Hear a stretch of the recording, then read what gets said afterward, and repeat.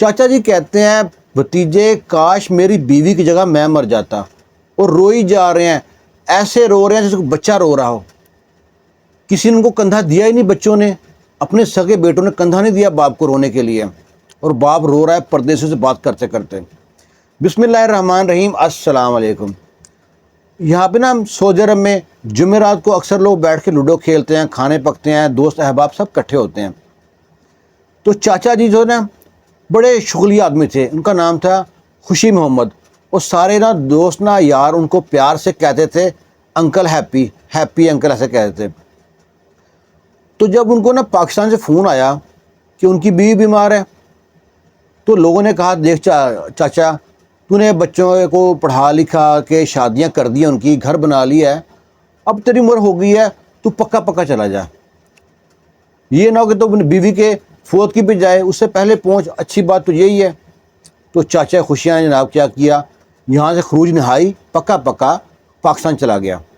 जब पाकिस्तान पहुंचा तो 2 दिन बाद उसकी बीवी का इंतकाल हो गया। बड़ा दुख हुआ, लेकिन आके अपने हाथों से कफन दफन कर लिया, कब्र में उतारा उसको। कुछ दिन तो मेहमान जब घर में थे तो आराम से चलता रहा। चाचा बड़ा परेशान हुआ, और उसके बाद ना बच्चे कहते हैं अब्बा जी, जो बड़ा कमरा है ना आपके पास है और अम्मी के पास है, भैया बड़ा बेडरूम है। अब अम्मी तो फोत हो गई हैं, आप ऐसा करें ये छोटा बेडरूम है ना जो ड्राइंग रूम है घर के बाहर, वहाँ शिफ्ट हो जाएं, जो सहन में कमरा बना हुआ है। अब अब्बा जनाब वो जो है चाचा खुशिया, उसकी सपोर्ट करने वाला था ही नहीं।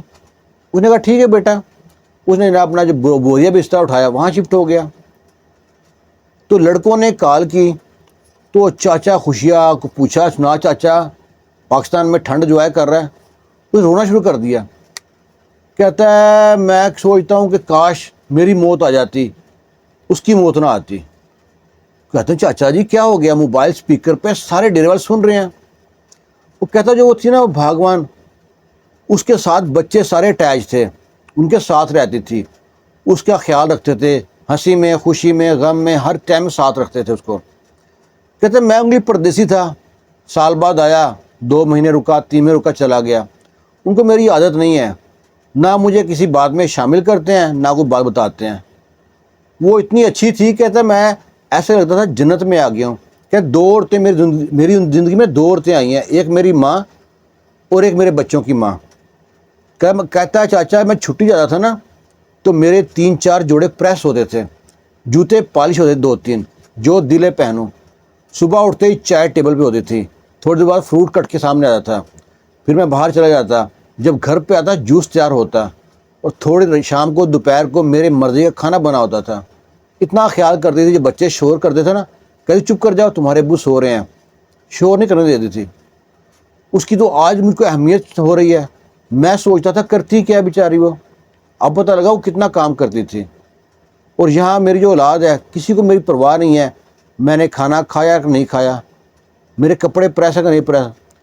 कहता है मुझको जहाँ रूम में शिफ्ट कर दिया ना, बाहर से लड़का आया, वो सोचता है ड्राइंग रूम खुला पड़ा है, वो भूल गया कि अब्बू यहाँ पर रहते हैं, उसने कुंडी लगा दी बाहर से और रूम में चला गया। अब कहता है उसका वाशरूम ना कमरे से बाहर है, रात को हाजत हुई तो देखता है कि दरवाज़ा बंद है, बाहर से दरवाज़ा बहुत बजाया, बाकी सब लोग अपने कमरों में रज़ाइयों में सो रहे हैं, किसी को आवाज़ ही ना गई। सारी रात जाग के काटी है, दरवाज़ा बजाता रहा।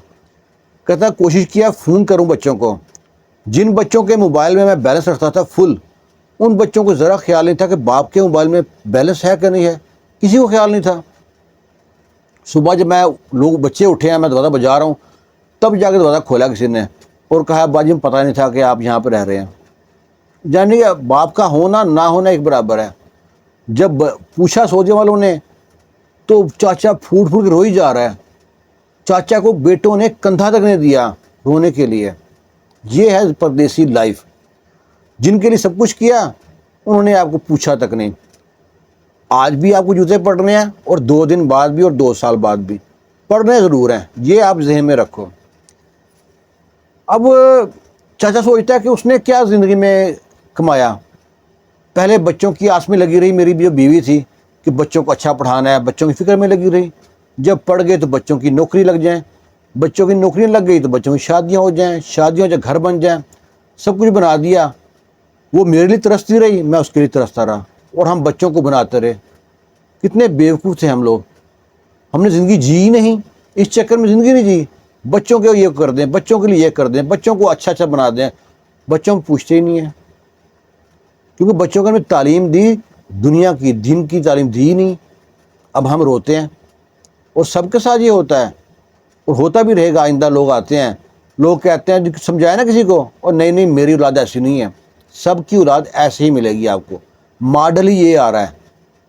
آپ مانو یا نہ مانو، زندگی کڑوا سچ ہے کہ پردیسی کو آج بھی ذلیل ہونا ہے، 2 دن بعد بھی ہونا ہے، 10 دن بعد بھی ہونا ہے، چاہے کہیں کوئی بھائی ذلیل کرے، چاہے کوئی بیوی ذلیل کرے، یا کوئی اولاد ذلیل کرے، ذلیل ہونا ہے سب کے ہاتھ، کسی نہ کسی ہاتھ۔ یہ ہے واقعہ پردیسی کا۔ اچھا، بعد میں نا کچھ دوستوں کے نام میں آپ کو یہ بتا دوں جو اکثر کمنٹس کرتے ہیں۔ ایک تو ہمارے بہت ہی پیارے دوست ہیں محمد راؤ یاسین، اب نام ٹھیک لیا ہے نا، مختار رحمان ہیں، مقبول انصاری ہیں، رخسار احمد ہیں، تفسیر ہیں، انیس ہیں، محمد آصف ہیں، اور مشتاق ہیں یہاں پہ، عبد الرحمان ہیں، خالد محمود ہیں، اور ایک ہمارے دوست ہیں ٹک ٹاک پہ، نمبر کیا کہہ رہے تھے، ان کا نام ہے سٹوری ود عدنان۔ عدنان بھائی میں نا اپنا موبائل نمبر یہاں پہ لگا دوں گا اس میں ویڈیو میں، یہیں سے موبائل نمبر لے لینا۔ اور آپ سب کا بہت شکریہ، خاص طور پہ راؤ صاحب کا، رانا صاحب کا، یہ ہر پوسٹ پہ کمنٹ لازمی کرتے ہیں، اچھی کمنٹ اچھے سے کمنٹ کیا کریں۔ اور میرے بعد آپ مانیٹر ہوتے ہیں، اگر میں کمنٹ نہیں چیک کرتا، کوئی بیڈ کمنٹ کرتا ہے تو اس کی کھچائی بھی کیا کریں۔ خوش رہیں، شاد رہیں، آباد رہیں، اللہ حافظ۔